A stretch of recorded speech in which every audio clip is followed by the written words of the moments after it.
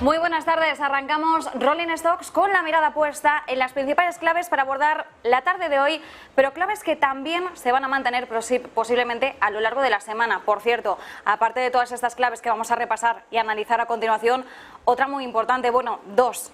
Bancos centrales, Reserva Federal. El miércoles tendremos la decisión de política monetaria y el jueves, al día siguiente, vamos a tener ración del Banco Central Europeo. Así que ración doble por parte de los bancos centrales más mediáticos esta semana y, por supuesto, vamos a ir analizando todas las claves. Pero antes tenemos que atender a la fotografía del día de hoy.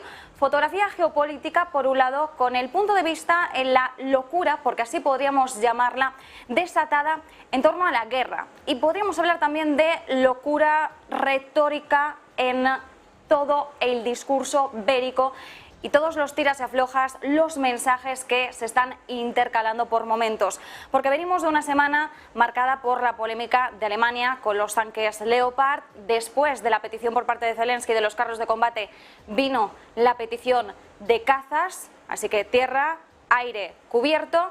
Y Alemania, mientras tanto, está diciendo que las peticiones de Zelensky, las peticiones de Ucrania, son irracionales. Y Alemania ahora quiere situarse como mediadora del conflicto, al menos así es como lo estamos interpretando a través de las últimas palabras de Olaf Scholz. Así que atención, porque Scholz dice que está preparado para reunirse con Putin. Esta va a ser una de las claves en un momento en el que vigilamos también cuáles son los mensajes de Sergei Lavrov desde Rusia, diciendo sobre todo cuál es la situación. Habla de una guerra híbrida desatada, de la OTAN participando directamente en el conflicto. Y atención, porque no solo miramos a las palabras de Olaf Scholz, a las palabras del Kremlin, sino también las palabras de China, que tilda a Estados Unidos de paranoico, y también a las últimas declaraciones del ex primer ministro británico Boris Johnson, que asegura que Putin le amenazó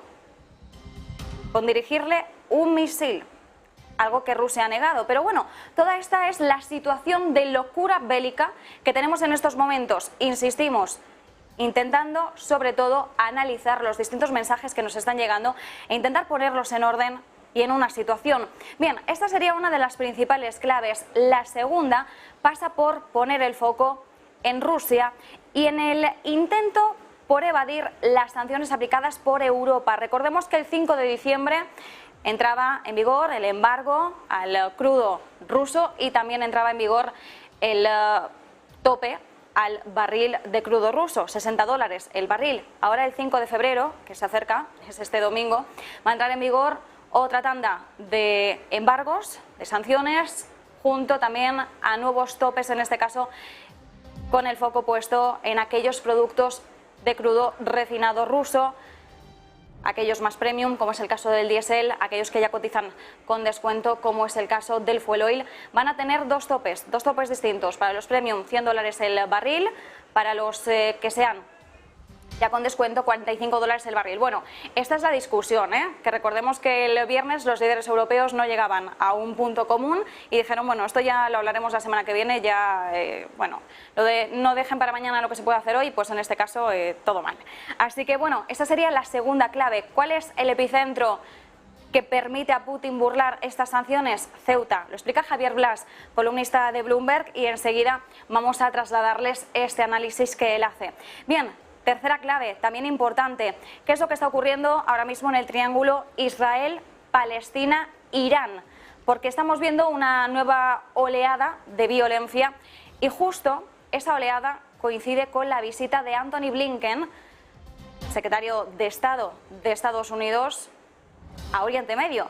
Bien, allí Blinken, por supuesto, va a intentar de alguna forma llamar a la moderación al conflicto entre israelíes y palestinos, pero además Israel e Irán juegan un papel muy importante en el conflicto en Ucrania y entendemos que Estados Unidos también va a tener potentes intereses en ese asunto.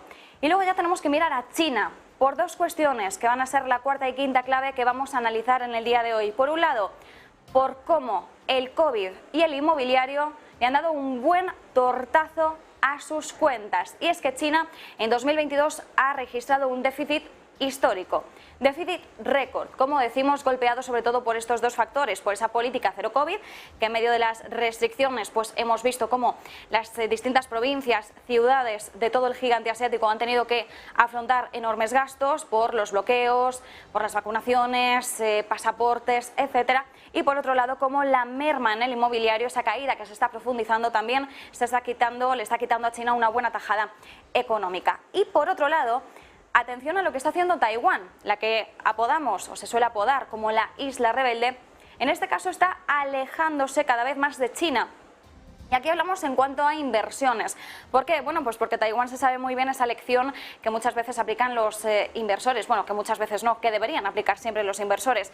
Hablamos de la diversificación. Taiwán se está tomando muy en cuenta esto de que no hay que poner todos los huevos en la misma cesta, y en este caso, viendo un poco cuál está siendo el impacto económico sobre China, está decidiendo, bueno, explorar otros mercados y no centrarse tanto en el gigante asiático. Así que estas van a ser las principales claves, como decimos, que vigilamos y que analizamos en el día de hoy, sobre todo empezando por la parte geopolítica.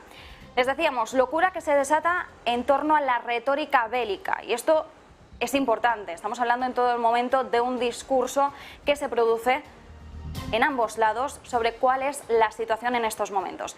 Como decíamos, venimos de una semana marcada por esa polémica de Alemania, su indecisión sobre Leopard sí, Leopard no. Finalmente decía que sí al envío de carros de combate a Ucrania, tal y como había solicitado Zelensky. Pero bueno, después vimos cómo Ucrania solicitaba también los cazas, a lo que Alemania le ha dado un no rotundo. Bueno, en medio de todo esto, dice Olaf Scholz que está preparado para hablar con Putin. Sí, lo están escuchando bien. Pero claro, nos preguntamos, ¿quiere Alemania, por tanto, convertirse en la nueva mediadora del conflicto? ¿Quiere, por ejemplo, desplazar la ambición turca o la ambición china por tener ese papel mediador? ¿Puede hacerlo realmente? ¿Hasta qué punto Rusia, por ejemplo, accedería a que Alemania tuviera este rol? Bien, después de dar el sí al envío de Leopards, hay algunas cosas que no nos encajan del todo en este mensaje, pero sí que es cierto que pedir coherencia a uno y otro bando a estas alturas resulta muy difícil, porque recordemos que aunque Alemania decía que sí a los carros de combate, ha dicho que no a los cazas, a los F-16.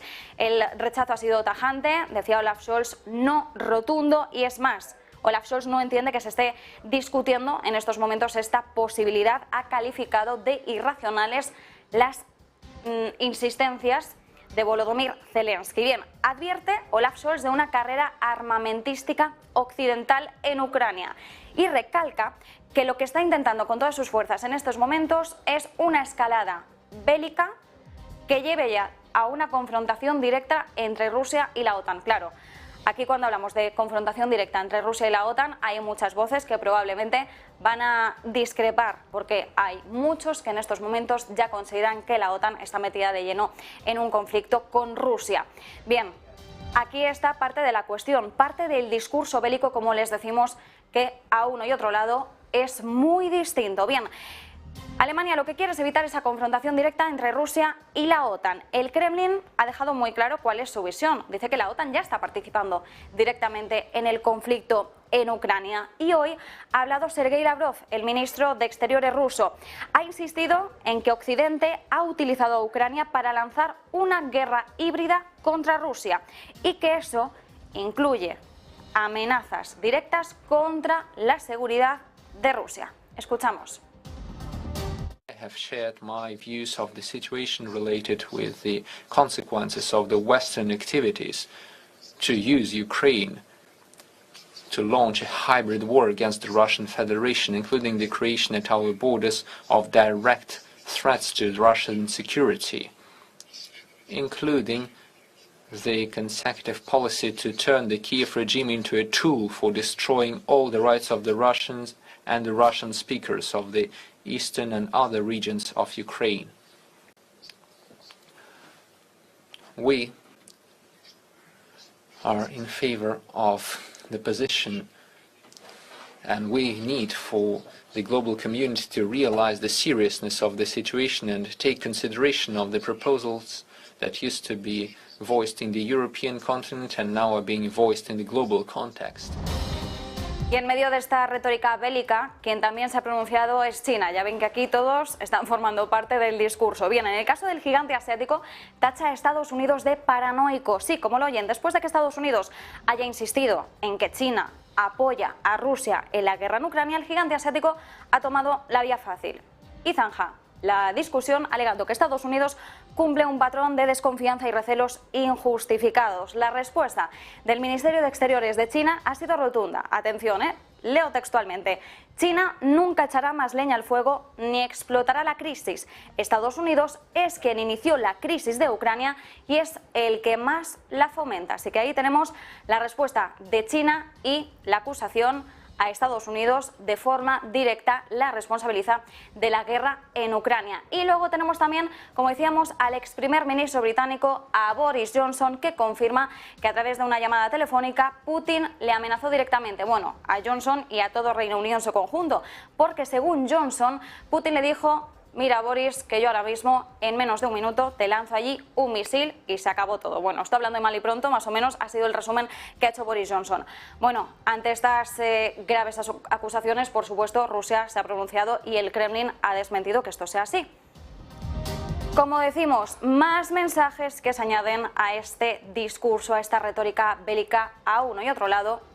Y mientras tanto, como decimos, estamos en terreno de nadie y no sabemos muy bien hasta qué punto es posible que nos estemos acercando a unas negociaciones de paz. La intención de Alemania ahora pasa por allí, China lo ha pedido en reiteradas ocasiones, Turquía también quiere tener un papel mediador, pero por el momento, viendo estos mensajes, ponemos en duda que eso vaya a producirse pronto. Bien, esta sería la primera clave. La segunda, como decimos, pasa por poner el foco en las sanciones y en cómo Rusia podría ahora mismo estar burlando ese embargo al crudo ruso aplicado por Europa. Bien, 5 de diciembre fue fecha clave, la próxima fecha clave a los nuevos embargos, a las nuevas sanciones, a los nuevos topes va a ser el 5 de febrero. ¿Y qué está haciendo Rusia? Mientras tanto, bien, pues el columnista de Bloomberg, Javier Blas, apunta a Ceuta, porque Ceuta se convierte en el epicentro del plan de Putin para burlar las sanciones occidentales. Atención, porque podríamos hablar ya de Ceuta como un nuevo centro de comercio de petróleo. Allí, en los mares tranquilos, lejos de las miradas indiscretas, Rusia está intercambiando petroleros. Es una técnica que le permite, por un lado, reducir los costes de envío, sortear las restricciones, como decimos, y facilitar la logística para sus clientes. Bien, ¿cuál es el resultado? Pues que el crudo ruso sigue llegando al mercado mundial en grandes cantidades, apenas por debajo de los niveles anteriores al estallido de la guerra en Ucrania, a pesar de las sanciones de Estados Unidos, de Europa, bueno, de Occidente en su conjunto. Sí, el Kremlin, lo sabemos, tiene que vender en estos momentos su crudo con descuento. Sin embargo, todavía envía grandes cantidades, todavía le sale a cuenta mandar crudo con esos precios. Las aguas cercanas a la ciudad española de Ceuta, en el norte de África, se han convertido, como decimos, en ese epicentro para sortear las sanciones. Es un enclave que permite esta mejor logística del crudo ruso y permite las transferencias de crudo de barco a barco. Bien, la ruta es como les vamos a explicar. Rusia, en primer lugar, carga los petroleros de crudo en, el crudo en petroleros que son de pequeño tamaño. Sin embargo, estos petroleros se llaman Aframaxes y están reforzados para romper el hielo del Ártico durante el invierno, es decir, que son cargueros pequeños pero bien equipados. Y en este caso lo que hace es que los carga con ese crudo ruso en las terminales de exportación del mar Báltico. Dos ejemplos, Primorsk y Ust-Luga. Bien, estos barcos, como decimos que están reforzados, transportan el crudo desde esos terminales hasta Ceuta.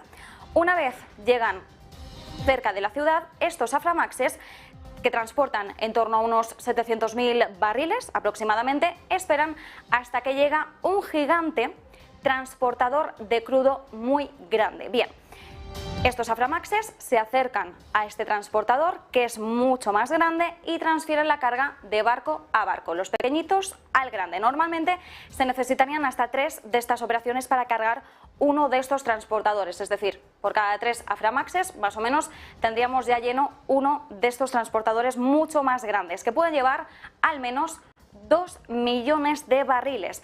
Y una vez están cargados, desde Ceuta inician su viaje a Asia, es decir, se dirigen a China. Bien, desde diciembre lo que se sabe es que 6 transportadores han hecho exactamente eso. Aframaxes a Ceuta, lo cargan en los grandes y los grandes se van hacia China. 6 de los grandes desde diciembre han repetido esta operación. Y algunos de ellos son veteranos, de hecho, del mercado negro del petróleo, porque el pasado año enviaron ya crudo iraní y venezolano, según la consultora que rastrea petroleros, que es Vortexa. Rusia y China parecen estar organizando muchas más paradas de lo habitual de estos intercambios en Ceuta, y actualmente 2 transportadores están allí esperando a que lleguen los aframaxes más pequeños cargados de crudo ruso. ¿Qué ocurre? Pues que si lo miramos con detenimiento, por ahora parece que Rusia no está violando el derecho internacional. Los petroleros permanecen a unas 12 millas náuticas de la costa, que es el límite de las aguas territoriales, pero a veces sí que parece que se han acercado a Ceuta, en lo que España consideraría sus propias aguas territoriales. Por el momento parece que Rusia está al límite, que está rozando esos límites, pero que no los está incumpliendo. Bien, los rusos de todas formas también están cumpliendo, al parecer, con las normas internacionales, porque mantienen encendidas las balizas de los barcos, no las apagan. En un primer momento no parecen barcos piratas. Pero, ¿qué ocurre? Pues que aún así el análisis que hace Javier Blas indica que esto no deja de ser un negocio muy arriesgado. Por ejemplo, estos petroleros acumulan muchos años a sus espaldas. El límite de la vida útil que puedan tener estos petroleros es bastante incierta, y luego, aparte, las coberturas de seguro son bastante dudosas, así que, por ejemplo, el riesgo de que se produjera un derrame en alta mar pues podría ser bastante elevado. Así que, bueno, en estos momentos ponemos a Ceuta como el foco, sus aguas están ocupadas con el tráfico ruso, con o sin descuento. La realidad es que cada dólar petrolero cuenta para el Kremlin, para el bolsillo de Putin, y Europa, por tanto, esto es un toque de atención, una llamada, debería estar más atenta, vigilando qué es lo que sucede ahora mismo en las puertas de sus respectivas casas. Así que nosotros dejamos ahí esa columna, como decíamos, de Javier Blas, Bloomberg, quien indica y señala a Ceuta ahora mismo como el epicentro de este mercado petrolero y como el epicentro, como decimos, de ese plan de Putin para sortear las sanciones sin violar ningún tipo de derecho. Bien. Tercera clave, visita del secretario de Estado de Estados Unidos, Antony Blinken, ese tour en Oriente Medio. Ayer llegaba a Egipto y hoy está en Jerusalén. Bien, es importante tener en cuenta esta visita en medio de las renovadas tensiones que se producen entre israelíes y palestinos de estos últimos días. Ha sido un fin de semana bastante agitado en ese sentido. Blinken, como decimos, hoy visita Jerusalén, donde el nuevo gobierno de Netanyahu ha despertado preocupaciones, entre otras cosas, por el estancamiento de las conversaciones de paz con los palestinos. La situación entre palestinos e israelíes se ha agravado estos últimos días, con ataques, con tiroteos, con atentados que han dejado fallecidos a ambos lados. Y Blinken va a hablar con el israelí Netanyahu y también con el palestino Mahmoud Abbas, con la intención de pedirles moderación en estas renovadas tensiones. Bien, a este aumento, de todas formas, de la tensión entre los israelíes y los palestinos, hay que sumar también el ataque que se ha producido, ataque aéreo a un complejo de defensa en Irán, que en principio se atribuye ese ataque a Israel. Entre los motivos tras este ataque a Irán podríamos mencionar varios. Por ejemplo, el apoyo de Irán al pueblo palestino, que evidentemente esto a Israel no le agrada, el apoyo también a Rusia en el marco de la guerra en Ucrania y también las ambiciones nucleares. Es cierto que por estas dos cuestiones no tendría por qué ser necesariamente Israel el artífice de ese ataque aéreo, aunque por el momento se sitúa a Israel como el responsable. Bien, así que las cuestiones ahora mismo a tratar en ese tour en Oriente Medio se le están multiplicando a Antony Blinken, porque no solo hay que tener en cuenta ese triángulo Israel, Palestina, Irán, sino también el rol que están teniendo estos jugadores en la guerra entre Rusia y Ucrania. Porque Estados Unidos, como conocemos, recientemente ha redoblado su presión sobre Israel para que aumente su implicación en la guerra, pero sí que es cierto que Israel no ha querido mojarse. ¿Por qué? Estados Unidos le pide a Israel que se implique más, porque Irán ya está apoyando a Rusia. Bien, Israel lo que ocurre es que siempre ha evitado enviar ayuda a Ucrania porque no quiere enemistarse con Rusia, porque también tiene intereses geopolíticos importantes, acuerdos con Moscú que le conviene mantener. ¿Qué es lo que ocurre? Pues porque, por ejemplo, desde hace años Rusia e Israel mantienen un acuerdo que permite a los aviones de guerra israelíes atacar objetivos iraníes en el suelo sirio sin ser rechazados por las tropas de defensa rusa que controlan ese espacio aéreo de Siria. Entonces, Rusia e Israel tienen un acuerdo, Irán y Rusia tienen otro acuerdo y Estados Unidos, mientras tanto, está intentando apaciguar las aguas por un lado, pero de alguna forma también intentar ganarse a Israel como un aliado en la guerra en Ucrania. Así que, como decimos, muchos flecos abiertos, muchos asuntos los que va a querer abordar Antony Blinken en el marco de este tour, y Estados Unidos, mientras tanto, se está moviendo para tener todos esos frentes vigilados. Por cierto, que esta tarde esperamos una comparecencia por parte de Antony Blinken y desde Negocios Televisión, por supuesto, vamos a conectar con esa transmisión para poder escuchar cuáles son los principales mensajes que traslade el secretario de Estado de Estados Unidos y sobre todo ver en qué marco se están moviendo esas conversaciones con los distintos dirigentes de Oriente Medio.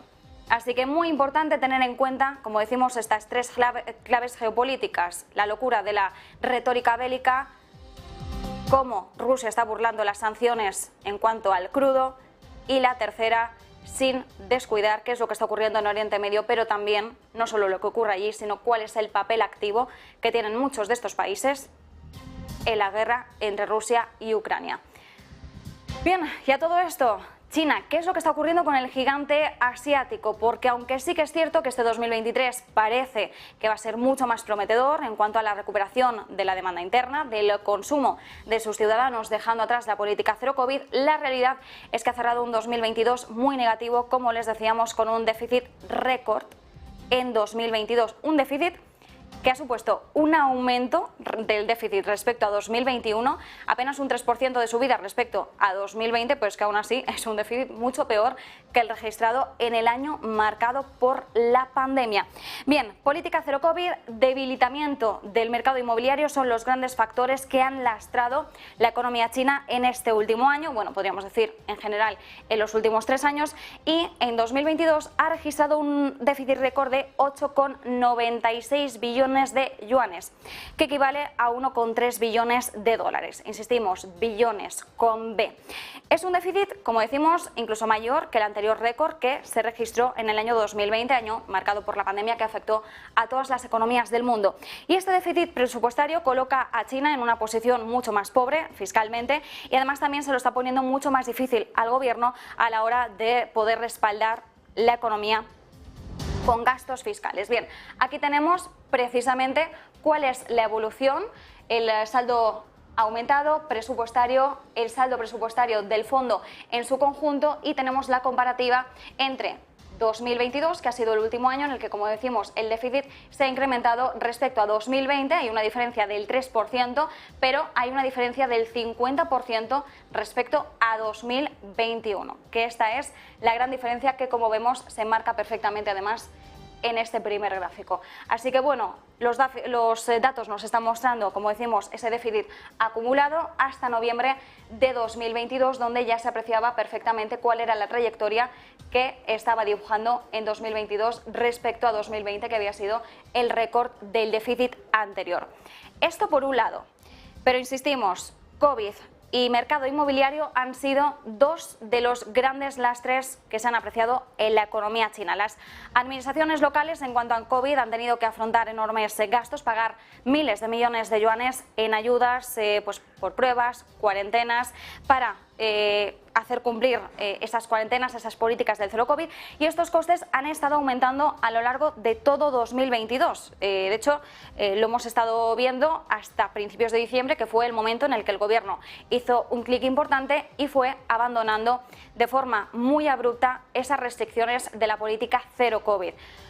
Un abandono que evidentemente por el mercado mundial fue muy aplaudido y un abandono que ahora mismo está situando ya a China de cara a 2023 para ganar músculo en esa demanda interna mermada. Bien, las ciudades y las provincias han publicado unas cifras presupuestarias que han puesto en relieve ese duro golpe del COVID en China. Enseguida también lo vemos en un gráfico, porque en la comparativa vemos cómo se ha situado el gasto. Por ejemplo, Guangdong ha gastado más de 71.000 millones de yuanes, que equivale al 5% de los ingresos públicos generales de la provincia en el año 2022. Tenemos ahí a Guangdong representando el color azul y vemos perfectamente cómo en 2022 el gasto, en este caso, ha sido muy superior a 2021, a 2020, año de la pandemia, incluso también 2019.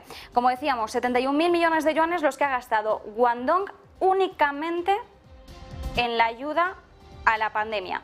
Si miramos a Pekín, la capital, en este caso también ha gastado el equivalente a más del 5% de sus ingresos públicos. Estamos hablando de 30.000 millones de yuanes en vacunas, en pruebas, cuarentenas y otros gastos relacionados con la pandemia. Aunque aquí tenemos el desglose total, las cifras que estoy aportando en estos momentos son únicamente el gasto por la crisis sanitaria.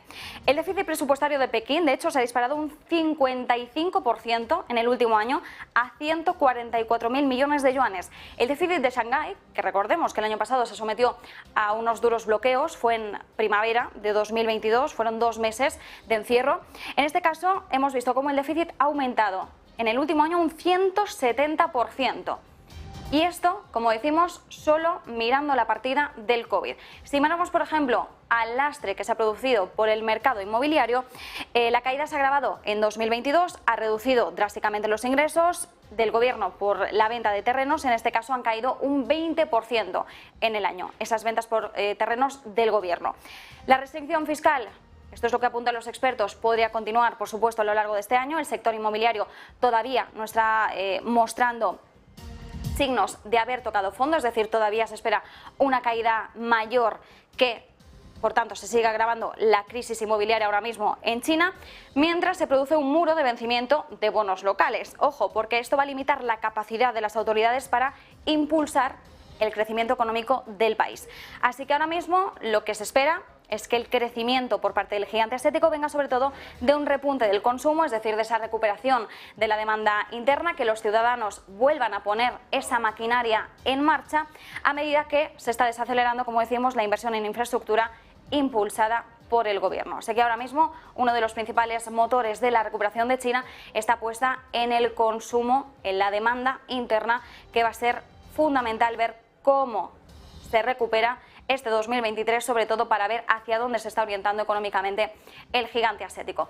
Y última clave, como decíamos, Taiwán, que se está alejando poco a poco del gigante asiático. ¿Qué es lo que ha ocurrido? Pues ya se lo decíamos, Taiwán ahora mismo está adoptando esa premisa de que ante cualquier duda es mejor diversificar y está poniendo el foco en otros mercados porque no se fía del todo de tener todos los huevos en la cesta de China. Es más, en la evolución, en los últimos años, vemos cómo en 2022 ya se ha registrado un descenso importante de la inversión de Taiwán en China. Ojo, no es tan pequeña como en 2019, pero aún así podríamos ver una caída bastante paulatina, sobre todo respecto a 2020 y 2021. Así que 2022 ahora mismo se reduce la inversión directa extranjera de Taiwán en China, que ahora mismo se está situando en unos 5.000 millones de dólares en 2022. Supone un 14% menos respecto a 2021, es decir, la diferencia aquí sería del 14% entre estos 2 años. Bien, en ningún momento, de todas formas, de los últimos 4 años, y esto es importante,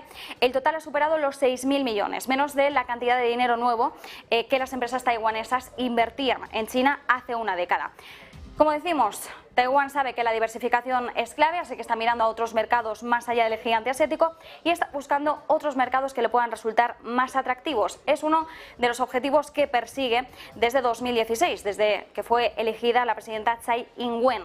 Además, Taiwán tiene claro el foco, ahora mismo le preocupan también esas tensiones geopolíticas que Bueno, no podemos decir que nunca se hayan llegado a pagar, pero que se están acrecentando por momentos entre China y Estados Unidos. Además, uno de los focos de esas tensiones entre ambas potencias es Taiwán y en este caso Taiwán prefiere recular un poco.